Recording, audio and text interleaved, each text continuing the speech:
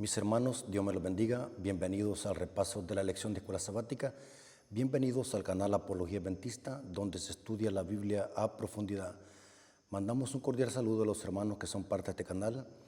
Gloria a nuestro Dios, porque este canal está sirviendo de bendición para muchos, para alcanzar a muchas almas a nivel mundial con la verdad presente. Vamos a tener el repaso de la lección, que es la lección número 5. La lección número 5 trae como título: Dios pelea por ustedes. Como todos saben, hermanos, los adventistas del séptimo día, durante este trimestre estamos estudiando la lección de escuela sabática basada en el libro de Josué, un libro de batalla, un libro que presenta las maravillas de Dios, porque Dios es el guerrero. En esta ocasión, hermanos, vamos a analizar el tema de las guerras. ¿Cuál es el contexto de las guerras que Dios hacía a través de Israel en el Antiguo Testamento? ¿Por qué el Dios del Nuevo Testamento es bien diferente? Ahora, estas preguntas las vamos a contestar en el transcurso de esta lección de escuela sabática. El versículo para memorizar está en Josué capítulo 10, versículo 42. Todos estos reyes y sus tierras tomó Josué de una vez, porque el Señor Dios de Israel peleaba por los israelitas. Vimos la semana pasada que el Dios de la Biblia se le presenta como un Dios de guerra. Jehová es mi guerrero, dicen los salmos. Un Dios que, así como es misericordioso y compasivo, que perdona la iniquidad, también es un Dios de justicia. No podemos separar el amor de Dios de su justicia. Dios es amor, pero también es fuego consumidor. Porque muchas veces las personas hacen una división, hacen una separación entre el amor de Dios y su justicia. Y hacen de que el amor de Dios sea tan sentimental que lo rebajan hasta no hacer distinción entre el bien y el mal. El tema de que Dios es amor y que también es plena justicia. La Biblia enseña de eso y lo vamos a ver durante esta semana.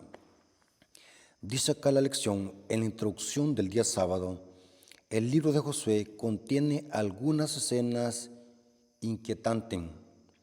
El concepto de la guerra por orden de Dios, que un grupo de personas reciba y ejecute el mandato divino de destruir a otro, plantea serias interrogantes. El tema de guerra por orden divina en el Antiguo Testamento es desafiante. Ahora, quiero explicar esto de una forma concisa y precisa porque estos temas son muy profundos. En esta lección lo que hacemos es dar pincelazos para que podamos comprender de una forma más sencilla el tema que viene tratando cada día de la lección de escuela sabática. Explico.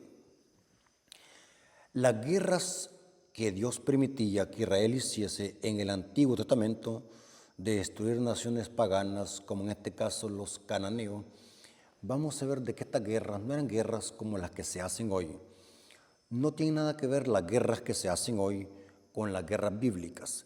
Las guerras que, por ejemplo, las guerras que hace Israel con Palestina o las guerras que hace Rusia con Ucrania o viceversa, son guerras de carácter político, son guerras para obtener poder. Las guerras que hacen estas naciones impías son guerras que están movidas por el odio, por la ambición, por la avaricia y por el deseo de querer tener poder. Mientras que las guerras bíblicas, vamos a ver en esta semana, las guerras que Dios mandaba a que se ejecutaran eran guerras de carácter espiritual, tenían que ver con guerras religiosas. Estas guerras, hermanos, todo el Antiguo Testamento, el tema de las guerras, tenemos que entenderlo desde la perspectiva de Génesis 3:15.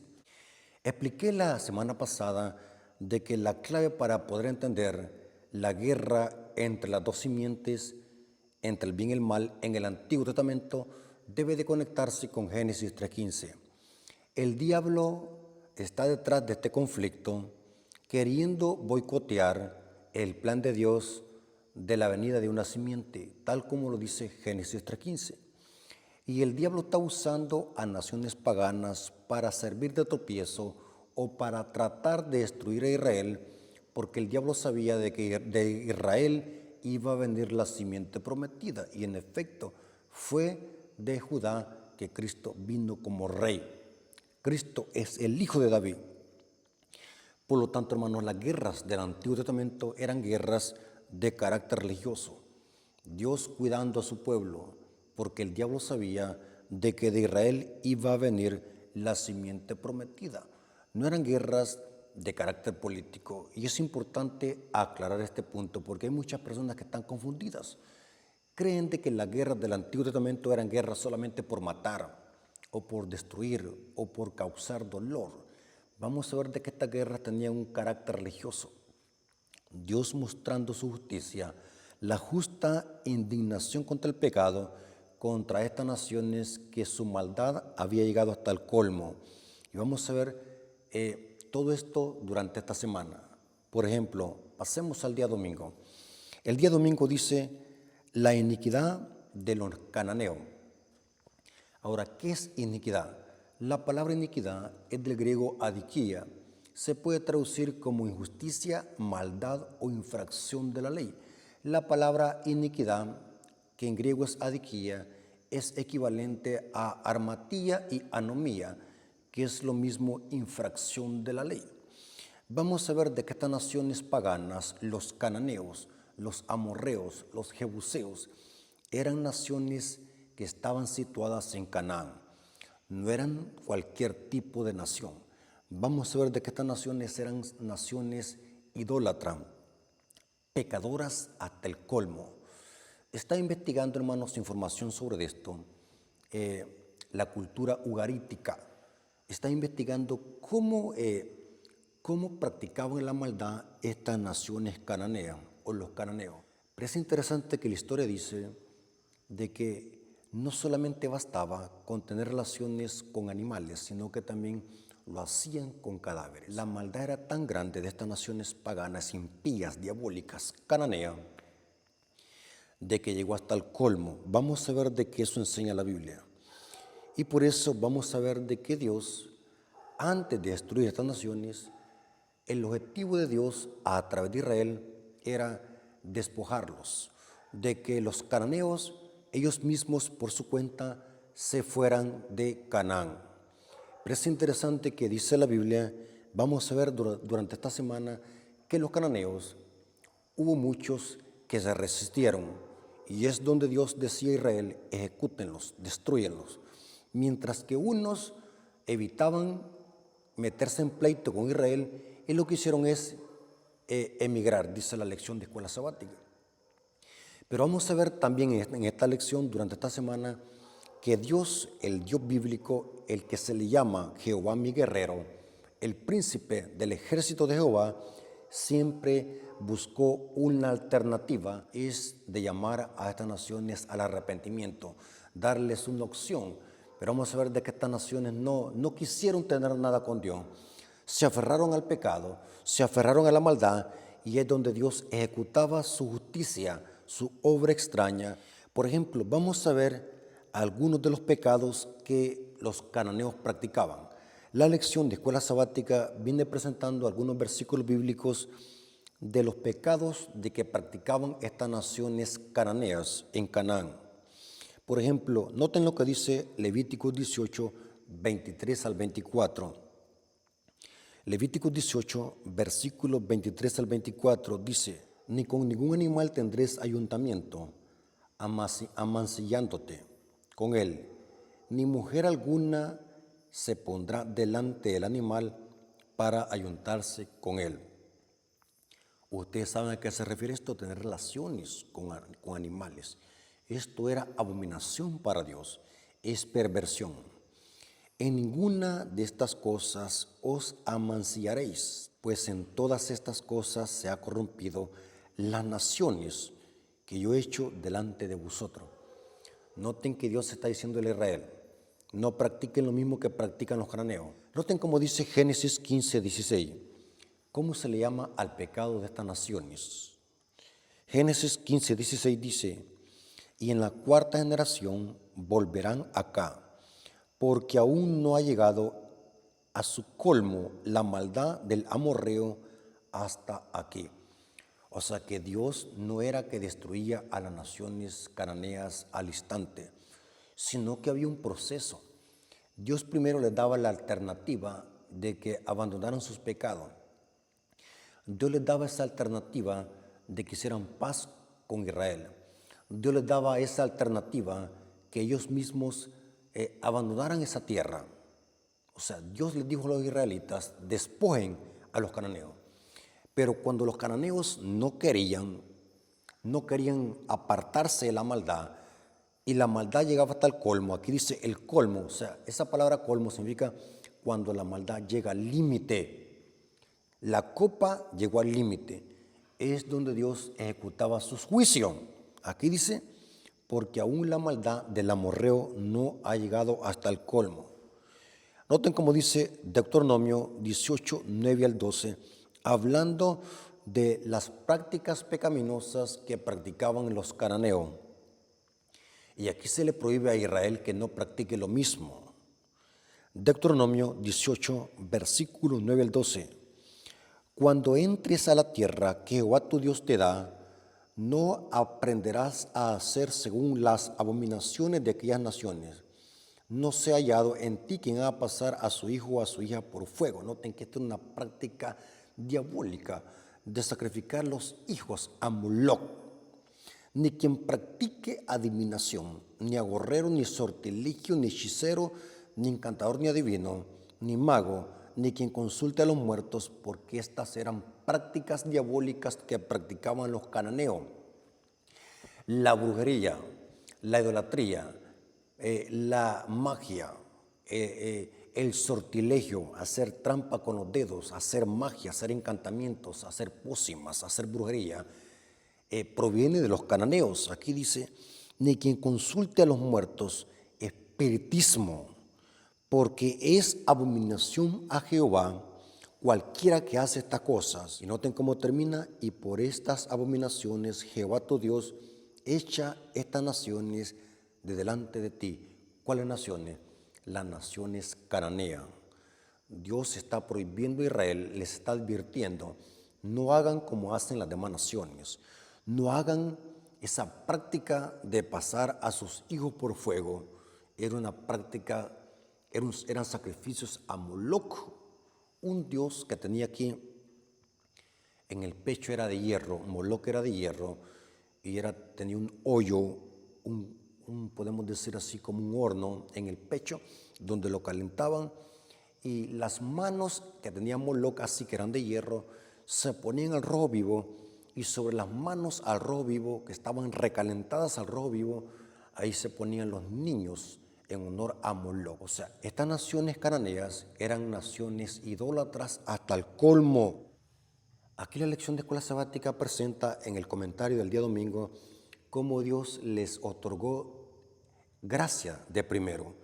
O sea, Dios no los destruyó inmediatamente, sino que les otorgó gracia. Ahora, ¿qué entendemos de esto? Que Dios, el Dios del Antiguo Testamento con el del Nuevo, es el mismo. Y noten lo que dice la lección de escuela sabática en el comentario del día domingo. Dios concedió a los habitantes de Canaán un tiempo de gracia y misericordia adicional, durante el cual tuvieron la oportunidad de conocer a Dios y su carácter por medio del testimonio de los patriarcas que vivieron entre ellos. Tuvieron la oportunidad, pero obviamente la desaprovecharon y siguieron con sus horribles prácticas hasta que el Señor finalmente tuvo que ponerles fin. Hermanos, lo que podemos aprender de este día, de que Dios, así como es misericordioso, también es justo. El pecado tiene que llegar a su fin. Dios, a través de ejecutar su juicio contra estas naciones idólatras, estaba demostrando que el pecado tiene que llegar a su fin. Y aquellas personas que lo abrazan el pecado y que la maldad de ellos llega hasta el colmo, tienen que sufrir las consecuencias de la ira de Dios. Y eso, la destrucción del impío, también es por amor. No podemos separar el amor de su justicia. Todo lo que Dios hace, lo hace por amor. ¿De qué serviría si estas naciones hubiesen existido siempre y no se les hubiese puesto fin, eso hubiese sido más desgracia para ellos mismos porque se hubiesen autodestruido. O sea, cuando una nación ya no tenía remedio, cuando un pecador ya no tiene remedio y Dios en su misericordia conoce el futuro de esta persona, que esta persona por más que se le dé oportunidad de arrepentirse no lo va a hacer, así que Dios por amor lo que hace es quitarlo. Eso se le conoce en la Biblia obra extraña de Dios. Eso es ajeno a la naturaleza de Dios porque Dios creó al ser humano para vivir. Pero Dios, al ver de que ya no hay otra salida para poder ponerle límite al pecado, Dios hace justicia. Y eso lo podemos ver como Dios ejecutó su juicio sobre estas naciones paganas, porque la maldad de ellos llegó hasta el colmo. Y esto mismo pasará al final, hermanos. La destrucción de los impíos va a ser por amor. Porque según Apocalipsis dice la Biblia que Dios le pondrá fin al pecado. Y le va a poner fin a los pecadores, aquellos que no quisieron abandonar el pecado, aquellos que rechazaron la misericordia de Dios, aquellos que desaprovecharon tantas oportunidades como lo hicieron los cananeos, van a tener que sufrir la ira de Dios, aún la destrucción de todos los demonios, porque van a ser lanzados al lago de fuego, va a ser por amor. Por allí anda una enseñanza diabólica medieval que se llama el universalismo. El universalismo sostiene de que como Dios es todo amor, que Dios es amor y amor, Dios va a salvar a todos los impíos, no importa qué maldad hayan hecho, no importa si se arrepintieron o no, Dios porque es amor los va a salvar. Esa doctrina se llama universalismo y una doctrina que ataca la justicia y el carácter de Dios, porque Dios, así como es misericordia, también es justicia y el pecado llegará a su fin. En la destrucción de estas naciones cananeas prefiguran la destrucción del pecado y de los impíos al final de los 1000 años. El día lunes dice el juez supremo. Dios es juez supremo. ¿Por qué es juez supremo? Porque Él le pondrá fin al pecado. Ahora vamos a ver algunos textos bíblicos que presentan de que así como Dios es juez, también el Hijo es juez. Dios le ha dado el juicio a su Hijo. En efecto, Apocalipsis 19 presenta a Cristo como un vengador que viene a dar la copa de la ira de Dios a los impíos. En Apocalipsis se presenta a Cristo como un cordero, pero también es un león. Cristo es el cordero porque salva a sus hijos que creen en Él y lo aceptan. Pero Cristo es un león para aquellos que lo rechazan. Pero es interesante que la Biblia enseña de que Dios es juez. Ese término, Dios es juez, significa que Dios hace justicia. Pero en los evangelios a Cristo se le llama juez. Noten cómo dice Juan 5, 22 al 23. Porque el Padre a nadie juzga, sino que todo el juicio le ha dado ¿qué? Al Hijo, para que todos honren al Hijo como honren al Padre. O sea que el Padre y el Hijo ambos son jueces. Entonces, el que no honra al Hijo, no honra al Padre que lo envió. Dios es juez, Dios es soberano, Dios es el dueño del universo y Dios sabe cuándo y el por qué y dónde va a ejecutar su juicio. Y vimos que es cuando la maldad ha llegado hasta el colmo. Noten cómo dice el Salmos capítulo 7, versículos 11 al 13. Hermanos, cuando hablamos del amor de Dios, nunca jamás lo vayamos a separar de su justicia. Es interesante que hoy en día se ha levantado una ola de apostasía. Y esta apostasía ha traído mensajes suaves, halagüeños y sentimentales. Porque el diablo nos está llevando a que nos pasemos solamente en un atributo de Dios. Dios es amor, Dios es misericordia, y hacen a Dios tan ternurita que se olvidan de que Dios también es justicia. Y como Dios es amor, eso ha permitido que dentro de la iglesia entre una gran ola de apostasía y mundanalidad. Como nos hemos conformado con esos mensajes que solamente hablan de amor, amor y amor, cuando no se dan cuenta que así como Dios es amor, también es justicia. Y Dios aborrece el pecado y a quienes lo practican. Noten, quienes lo practican. Esto lo dice el Salmo 7, versículos 11 al 13, hablando del impío que practica el pecado. Dios es juez justo. Y noten, Dios es juez justo, y noten con qué lo relaciona. Esto se pone interesante. Y Dios está airado contra el impío todos los días. Y si no se arrepiente, Él afilará su espada. Armado tiene ya su arco y lo ha preparado. Asimismo ha preparado armas de muerte y ha labrado saetas ardientes para el impío. Pero ¿cómo así? Si no acabamos de ver de que Dios es misericordia, amor y amor, ¿cómo Dios ahora va a hacer justicia con el impío? Aquí se menciona que Dios ha preparado espada para el impío, si no se arrepiente. ¿Por qué, hermano? Porque Dios le pondrá fin al pecado. Dios, la paciencia de Dios tiene un límite. Todo en esta vida tiene límite. Todo. Hasta la ley de la física lo presenta. Todo en esta vida tiene límite. Aunque Dios es misericordia, Dios es juez que le va a poner fin al pecado. Y esto lo hemos reflejado y tipificado en la destrucción de estas naciones impías cananeas, porque la maldad llegó hasta el colmo. Dice la lección del día lunes acá, la santidad del carácter de Dios significa que no tolera el pecado. Aunque es paciente, el pecado debe cosechar su consecuencia final, que es la muerte. La paga del pecado es muerte. El Señor declaró la guerra al pecado, sin importar dónde éste se encontrara, ya fuera en Israel o en los cananeos. Noten que Dios no hace excepción de personas.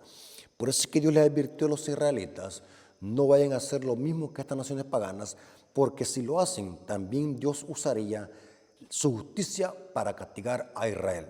Y muchas veces usó a los sirios, usó a los babilonios, usó a otras naciones para darle una lección a Israel. Porque Dios odia el pecado, inclusive lo odia más cuando lo practican aquellos que tienen gran luz. Son más culpables del pecado aquellos que tienen gran luz, porque entre más luz hay, más va a ser el castigo. Dice la Biblia que aquel siervo fiel que conociendo la voluntad de su Señor no se preparó ni hizo cuanto quiso, cuando el Señor venga recibirá muchos azotes. Y aquí vemos esto revelado en que Dios le pondrá fin al pecado, porque Dios es un Dios juez justo. Y dice la lección del día lunes acá en el comentario, la imagen de Dios como guerrero, similar a la del juez y rey, afirma que Él no tolera el pecado para siempre ni la rebelión. Y noten, por lo tanto, se puede afirmar que el objetivo de la actividad de Dios nunca es la guerra ni la victoria en sí, sino el restablecimiento de la justicia y paz. O sea que las guerras de Dios, vuelvo a repetir, no son como las guerras políticas y paganas que se hacen hoy en día en la actualidad. El plan de las guerras de Dios era ponerle fin al pecado para que existiese paz y armonía en esta tierra. Porque, hermano, dígame usted, ¿qué se sacaba Dios con dejar que estas naciones se autodestruyeran y siguieran en la maldad?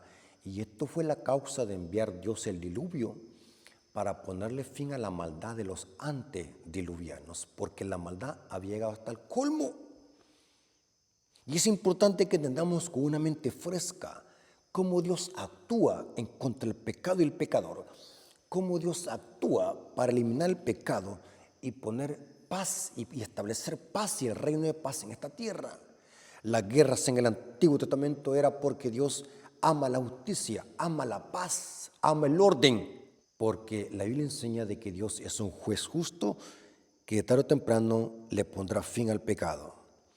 Pasemos al día martes. El día martes trae como título, es una pregunta, ¿despojar o aniquilar? Vamos a ver en esta lección que el plan de Dios original con estas naciones paganas no era destruirlas de una sola vez, sino que primero les daba la oportunidad para que se arrepintieran. Fíjese que para muchos quizás esto es nuevo. Todas estas naciones que Dios mandaba destruir a través de Israel no era una decisión súbita, sino que era un proceso. Dios primero les daba la oportunidad para que se arrepintieran y se apartaran del pecado. Muchos de ellos no querían, muchos de ellos prefirieron abrazar el pecado, mientras que dice la Biblia que otros preferían apartarse del pecado y eran salvados. Noten qué interesante, porque siempre hay gente así, siempre hay gente terca que se aferra al pecado, por mucho que esté sufriendo, por mucho que se pueda ver él mismo en la situación en que está viviendo, no quiere abandonar el pecado. Mientras que otros recapacitan y dicen, aquí estoy mal, voy a dar un cambio de mente, voy a arrepentirme, voy a buscar a Dios, voy a apartarme del pecado. Mientras que otros se hunden cada día más en el pecado. Y esto pasó con estas naciones cananeas. Según la Biblia, el plan de Dios desde el principio era despojar a los cananeos, o sea, que se fueran de Canaán, que desaparecieran, que abandonaran el pecado, que buscaran una forma de arrepentirse. Ese era el plan de Dios. No destruirlos, aunque muchos escaparon, otros se resistieron y fueron destruidos. Noten que siempre hay gente terca, yo así le llamo, gente terca. Ve la amenaza, ve que viene destrucción para sí mismos y no quieren abandonar el pecado. Saben de que hay gente que el doctor le ha dicho, si tomas licor, te vas a morir y tu hígado va a explotar. La gente sabe lo que le va a pasar si sigue tomando licor. El borracho no le importa y la consecuencia que sufre es de que el hígado se le explota. Hay gente que se le ha dicho, ya no sigas haciendo esto porque si lo sigues haciendo vas a sufrir las consecuencias. Y la gente más tarde en decírseles cuando lo practican. Eso pasó con estos cananeos. Se les dio la oportunidad de arrepentirse. El plan de Dios primordialmente era que Israel despojase a estas naciones. Pero otros no quisieron. Dice que se aferraron al pecado y Dios los destruyó. Mientras que otros sí, escaparon. Por ejemplo, noten cómo dice Éxodo 23, 28 al 30. El plan de Dios a través de Israel era que que Israel hiciese paz con estas naciones. Fíjense que esto quizás para muchos es nuevo.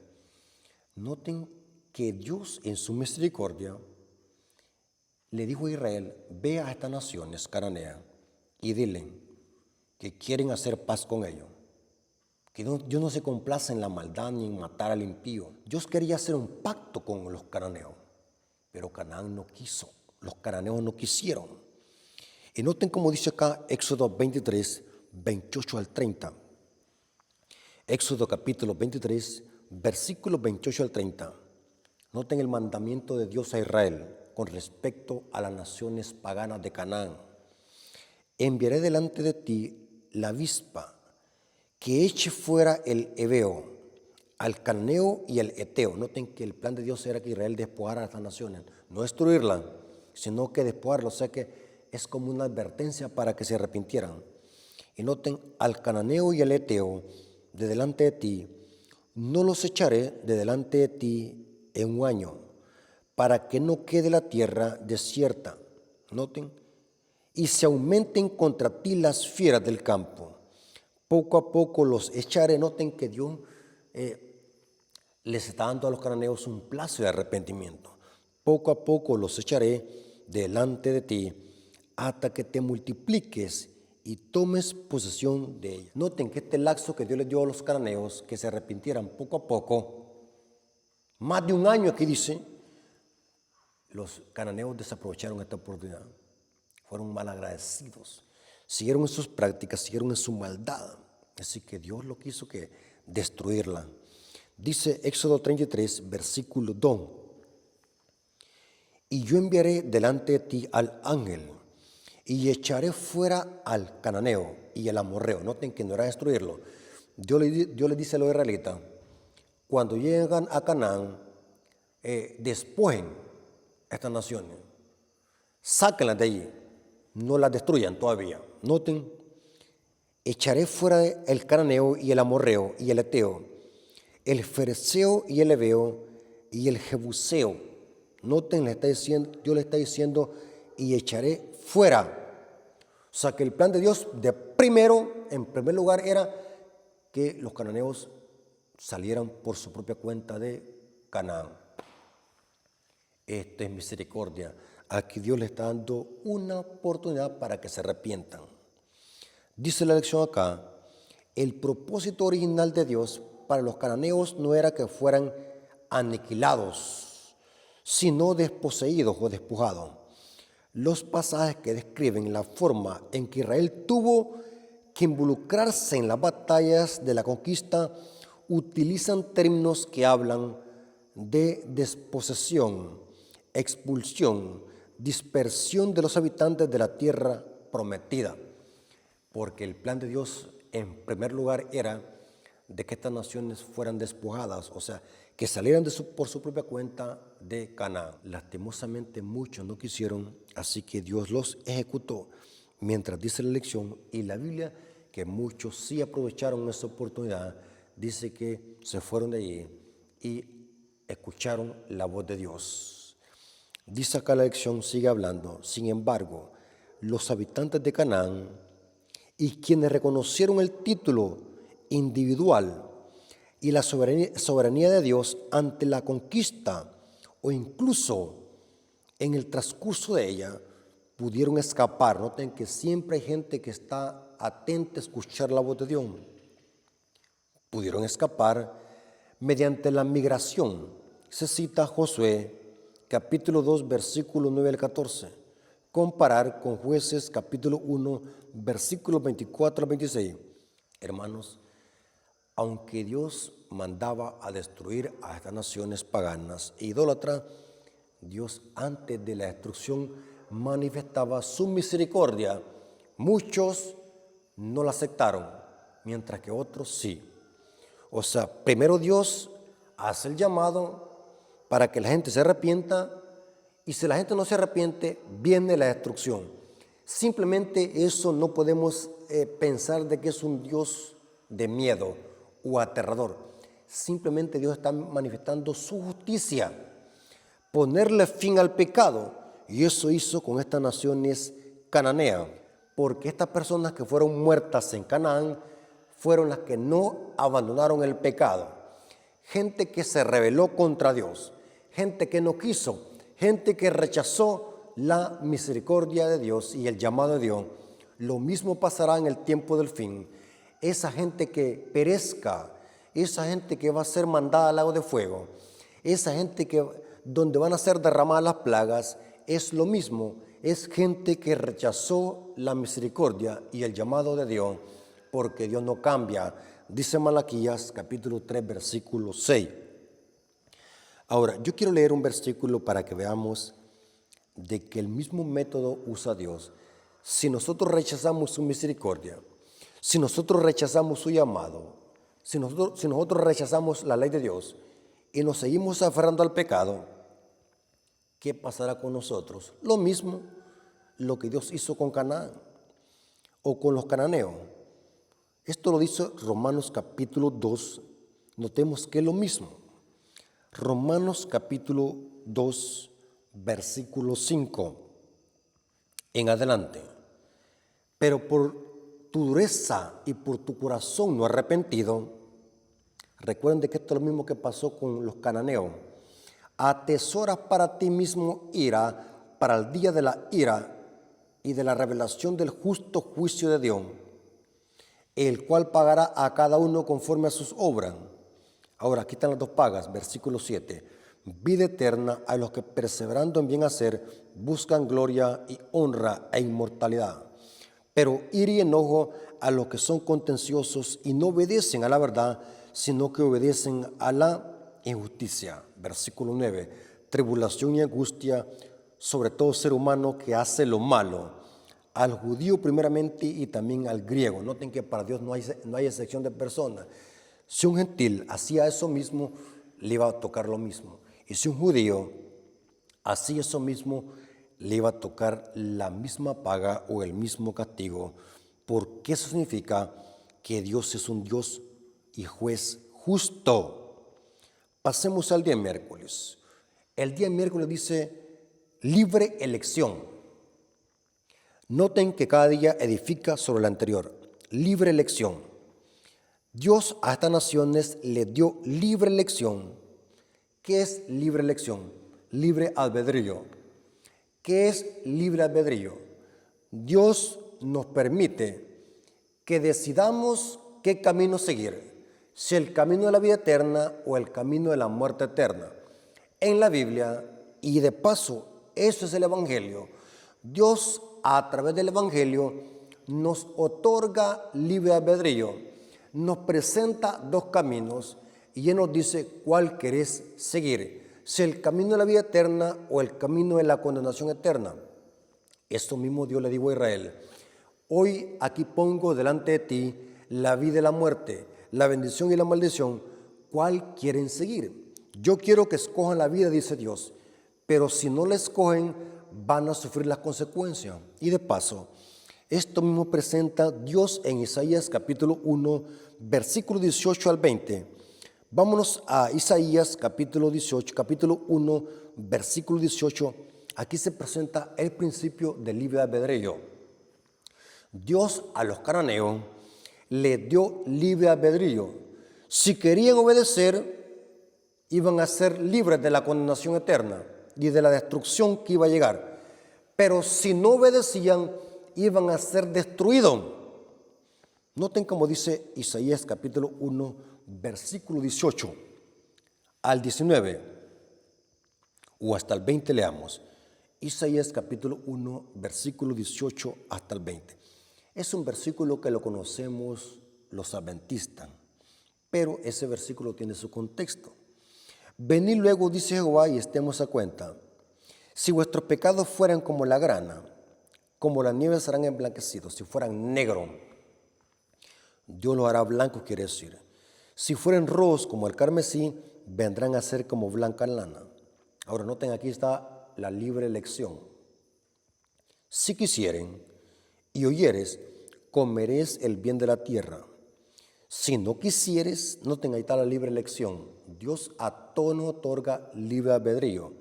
Si no quisieres y fueres rebelde, seréis consumidos a espada, porque la boca de Jehová lo ha dicho. Esto pasó con los cananeos. Le dio libre elección. Les hizo un llamado a través de Israel que hiciesen paz. Inclusive Israel les insistió a los cananeos que hiciesen paz. ¿Saben de qué? Esto, cuando estaba leyendo esto, me impactó ver cómo Dios a través de Israel llamó a hacer paz a los cananeos. Muchas veces creemos de que Dios, cuando destruyó una nación, lo hacía así de repente, sin avisarle. ¿Se acuerdan con Nínive? Nínive iba a ser destruida porque era una nación impía en gran manera, pero Dios le mandó un aviso a través de Jonás para que se arrepintieran, y se arrepintieron. Lastimosamente después dice la Biblia que llegaron a caer en la misma apostasía y peor. Así que en los días del profeta Nahum, ahí sí vino la destrucción sobre Nínive. En los días de Jonás se arrepintieron, hicieron caso a la voz de Dios, pero en los días del profeta Nahum fue destruida Nínive, aquella ciudad que anteriormente se había arrepentido. Interesante. Vamos a ver lo que dice Deuteronomio capítulo 20, versículos 10 al 13, hablando de cómo Dios les dio a los cananeos libre albedrío, de que decidieran qué querían ellos, morir o hacer paz con Israel. Cuando te acerques a una ciudad para combatirla, le intimarás la paz, o sea, le insistirán, le impondrás paz, como querían decir, hagan lo posible, insistan para que hagan paz con ustedes, porque yo no me complazco en destruir a estas naciones. Insístanles a que hagan paz con ustedes. Esto necesito que le pongamos atención a lo que está diciendo aquí Dios. Cuando te acerques a una ciudad para combatirla, le intimarás la paz. Y si respondiere paz y te abriere, todo el pueblo que en ella fuere hallado te será tributario y te servirá. Mas si no hiciese paz contigo, o sea, con Israel, dice, emprendiere guerra contigo, entonces la citarás, luego que Jehová tu Dios la entregue en tu mano, herirás a todo varón suyo a filo de espada. Dos opciones. Dios iba con con ese propósito de hacer paz con una nación. Pero si la nación decía, sí queremos hacer paz con ustedes, aquí dice que Dios iba a aceptar esa paz con esa nación. Pero si no, Dios le daba la orden a Israel que hirieren con espada a todo varón, porque Dios las había entregado en manos de Israel. Noten, Dios primero presenta su misericordia. Dios presenta su amor para con las personas. Dios nos llama al arrepentimiento. Dios llamó al arrepentimiento primeramente para que hubiese paz. Haya paz conmigo, dice Jehová. Dios es un Dios de paz, que Dios no se complace en matar al impío. Díganme usted, ¿qué se saca a Dios con matar al impío? El que mata solamente por matar es el diablo, es un homicida. En cambio, Dios busca al hombre para que haya paz entre Dios y el hombre. Dios quiere que el pecador se arrepiente de su maldad. Dice la Biblia, yo no me complazco de la muerte del impío, sino quiero que el impío se aparte de su mal camino y que se vuelva a Jehová, el cual tendrá amplia misericordia para perdonarlo. Y esto mismo pasó con los cananeos. Dios les permitió que hiciesen paz con Israel. Lastimosamente no quisieron. Dice Josué, capítulo 10, versículo 40. Hirió pues Josué toda la región de las montañas de Neguec, de los llanos y de las laderas, y a todos sus reyes, sin dejar nada. Esto significa que se opusieron a la paz, no quisieron hacer paz, entonces les venía la destrucción. Todo lo que tenía vida lo mató Israel, como Jehová, Dios de Israel, lo había mandado. Noten, primero Dios llama al arrepentimiento para que haya paz, pero cuando el ser humano rechaza abiertamente y la maldad llega hasta el colmo, Dios lo que hace es que ejecutar su juicio. Y fíjense, hermano, cuando hablamos de libre albedrío, tenemos que tener en cuenta que en el plan de salvación, y esto es así, solamente hay dos caminos, no hay término neutro. La neutralidad automáticamente se pasa del lado del mal. Una persona que es neutral en el conflicto entre el bien y el mal, automáticamente se pasa al lado del mal, automáticamente. Aunque alguien diga, yo mejor me voy a quedar aquí en el terreno neutral, no soy de aquí, no soy ni blanco ni negro, pero automáticamente en el plan de salvación, estar en un terreno neutral, la persona se hace del lado del mal. Entonces, por eso, hermanos, es importante que al hablar de libre albedrío, tenemos que tener en cuenta que Dios aborrece la neutralidad. Un cristiano neutral es aquel que no se decide si es blanco o negro. Un cristiano neutral no se decide si es oveja o lobo. Un cristiano neutral, inclusive el pecado de la Odisea, de la séptima iglesia, es la neutralidad. No es frío ni caliente, sino tibio, un cristiano neutral. Hermanos, en la iglesia abunda este pecado de la neutralidad. Hay hermanos que ven injusticias y por no meterse en problemas callan. Esa es una característica de un neutral. Un cristiano neutral es aquel que por un privilegio o por intereses personales calla. Eso es un cristiano neutral. Un cristiano neutral es un cristiano a medias. No es ni buen cristiano ni tampoco es un buen mundano. Es de las dos partes. Ese es un engaño satánico que puede engañar a cualquier persona, la neutralidad. Un cristiano neutral es aquel que tiene miedo de defender la verdad. Un cristiano neutral es aquel que no se decide si es hijo de Dios o es hijo del diablo. Un cristiano neutral engaña a las dos partes, no se decide si es trigo o cizaña. Y aquí dice la lección, hablando en el contexto de la libre elección, dice acá, la neutralidad no es posible desde que el pecado apareció en el mundo. Solo se puede estar de parte de Dios o contra de Él. Lo primero conduce a la vida eterna, la otra opción a la muerte eterna. O sea que un cristiano neutral automáticamente se pone del lado del enemigo y del lado de la muerte eterna. Eso está diciendo la lección acá. Aquí dice la lección de escuela sabática en el comentario del día miércoles hablando sobre este pecado. La destrucción total representaba el juicio de Dios en contra del pecado y el mal. Dios delegó a su pueblo Israel para que ejecutara estos juicios. Y en un momento específico de la historia, Israel tomó la posesión de la tierra prometida. La ejecución de sus juicios, además Israel recibiría el mismo castigo si seguía las mismas prácticas de estas naciones paganas. Esto, hermanos, me llamó también la atención.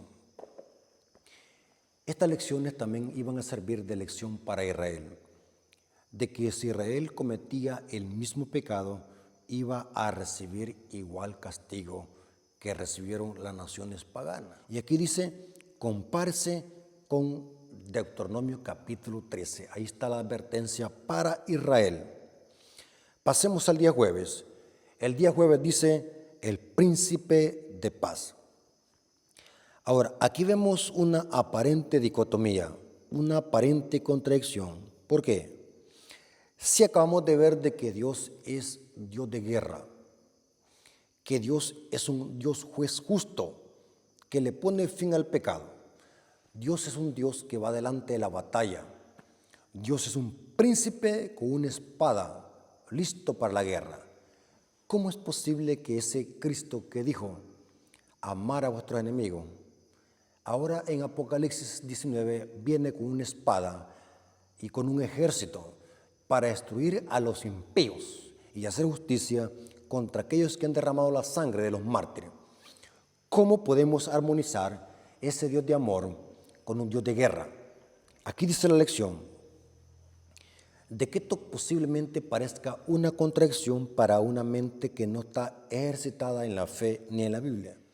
Aquí pueden haber muchas preguntas y una de ellas puede ser, ¿cómo un Dios de amor y misericordia que se le llama príncipe de paz mandó a destruir naciones y mandaba a matar? Y algunas veces el pecado era tan enorme que había llegado hasta el colmo en las naciones paganas que de raíz se cortaba el pecado, que se iban aún hasta niños. Misterioso, la obra extraña de Dios, porque Dios quería erradicar el pecado desde raíz.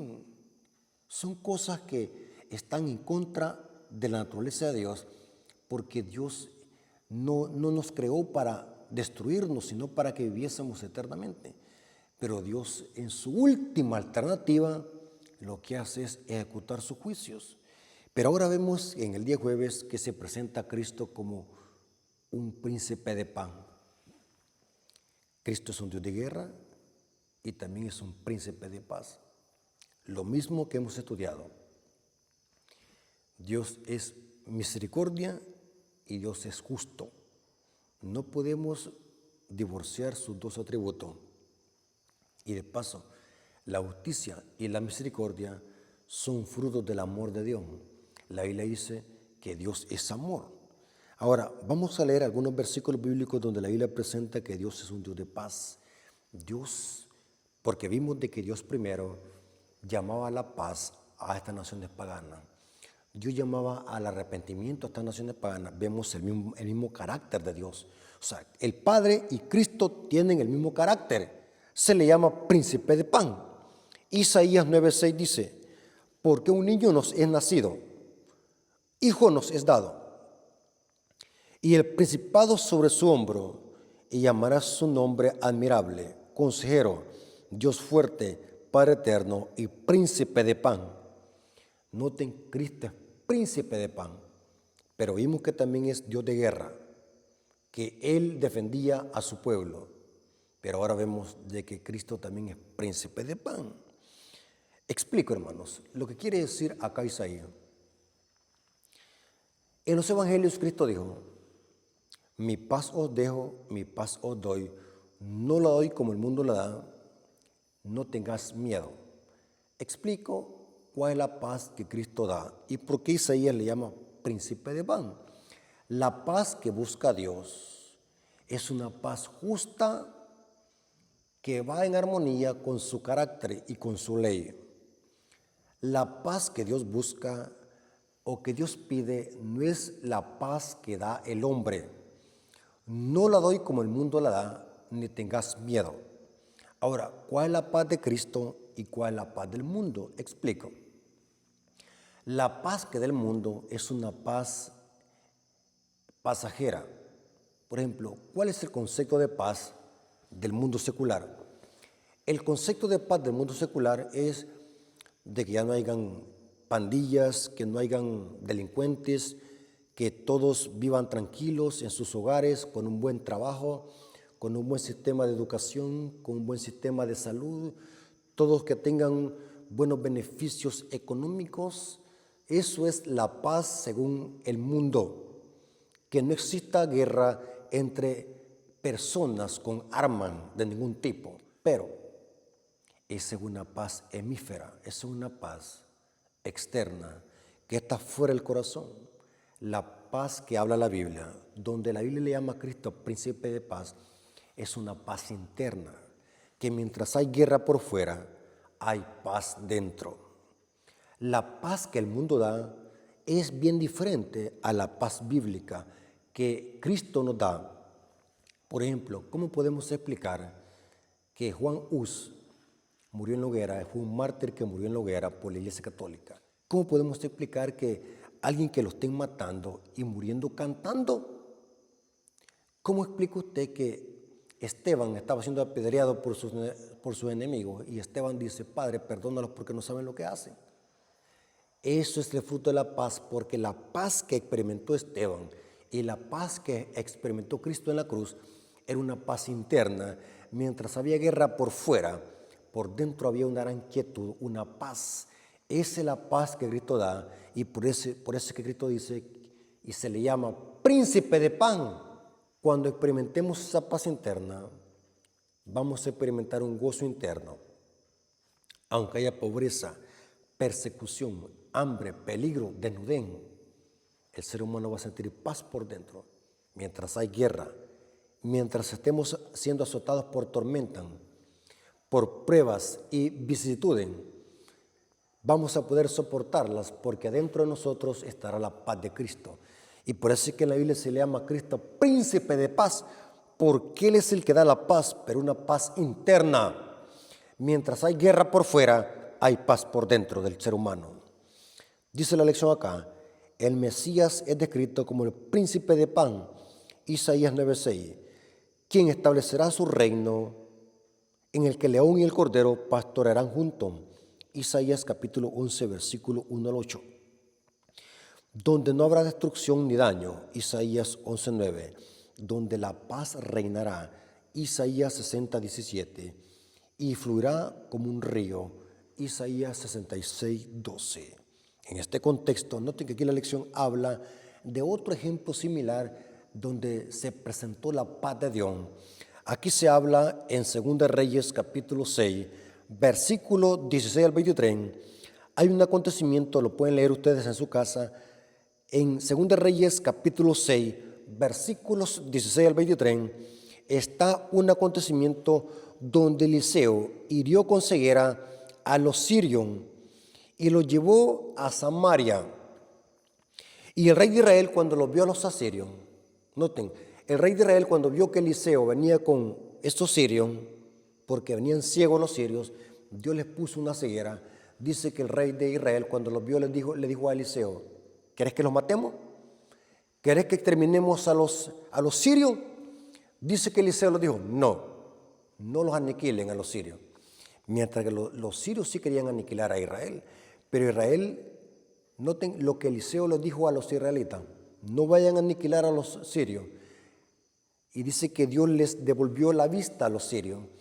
Y Eliseo le dijo, prepárenles comida y denles de comer. No los vayan a matar, denles de comer. ¿Qué podemos aprender de esta historia? Que Dios primero busca la paz, porque Dios no quiere matar a nadie. Dios no es vengativo, Dios es misericordioso. Es el diablo que ha venido para hurtar, matar y destruir. Y Eliseo le dijo a los israelitas, al rey de Israel, prepárenles comida, no los vayan a herir. Noten qué bonito, hermano. No hay que pagar con la misma moneda, hermanos. Estas lecciones nos sirven para que nosotros podamos aprender lecciones, que antes de ser vengativos, tenemos que ser misericordiosos. Antes de aplicar la ley o la pena de muerte o la ley del talión, tenemos que aplicar la misericordia. Y esto lo hemos reflejado en esta historia, donde Eliseo les dice a los israelitas, no los vayan a tocar, no los vayan a herir a los sirios, denle de comer, prepárenles comida. Dice el comentario de la lección de escuela sabática en el día jueves, hablando de este acontecimiento, donde Eliseo les dijo a los israelitas, denle de comer a los sirios, dice así: consideraremos la historia de la alimentación del ejército sirio por iniciativa de Eliseo, en lugar de masacrarlos. Según de Reyes 6:22, les mostró el ideal supremo de la paz, que siempre ha sido el deseo de Dios para su pueblo, que haya paz, que exista paz. La guerra es del diablo, las guerras provienen de la carne, los pleitos, enemistades vienen de la carne. Procuremos la paz, hermano. Nosotros como cristianos y adventistas del séptimo día tenemos que ser los primeros por velar la paz, y de la única forma que podemos contribuir a la paz mundial no es apoyando a los gobiernos políticos para que supuestamente solucionen el problema del cambio climático. La única forma que el ser humano pueda tener paz y la iglesia puede contribuir es predicando el evangelio, porque es el evangelio que da paz en el corazón del pecador. Así que, hermanos, si en verdad queremos contribuir a que los seres humanos busquen a Dios, es la única forma predicando el evangelio. Es el evangelio que trae paz. Solamente llevando a las personas a Cristo, solamente llevando al hombre a Cristo, el ser humano va a poder tener paz interna. Es increíble ver cómo los apóstoles eran echados a la cárcel y estando en la cárcel, sufriendo, cantaban al Señor. Aquí vemos un ejemplo de paz dentro mientras hay guerra afuera. Cristo, crucificado en la cruz, aún le dijo al Padre, Padre, perdónalos porque no saben lo que hacen. Imagínense, hermano, para poder soportar la persecución, para poder soportar el maltrato, para poder soportar el sufrimiento, es necesario tener paz en el corazón. El que te enoja, te domina, dice un dicho. Hermanos, si tenemos paz en nuestro corazón, no importa lo que suceda por fuera de nosotros, no importa si somos perseguidos, no importa si somos maltratados, no importa si somos odiados, no importa si estamos pasando hambre, si hay paz en nosotros, vamos a poder soportar la tormenta. Hermanos, Dios les bendiga y que la honra y la gloria haya sido para nuestro Dios, y que esta lección de escuela sabática nos haya ayudado para poder extraer lecciones importantes para nuestra vida espiritual. Recordemos de que antes de que Dios ejecutara su juicio sobre las naciones cananeas, Dios le mandaba advertencias para que ellos hicieran paz con Israel y se arrepintieran de sus maldades. Porque primero Dios advierte y después manda su castigo.